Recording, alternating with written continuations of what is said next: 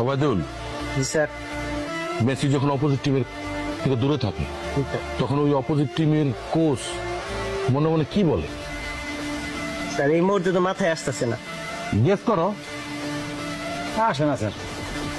আচ্ছা আমি কইতেছি, মেসি যখন অপোজিট টিম থেকে দূরে থাকে তখন অপোজিট টিমের কোচ মনে মনে কয় আলহামদুলিল্লাহ, বুঝছো না? সত্যি স্যার?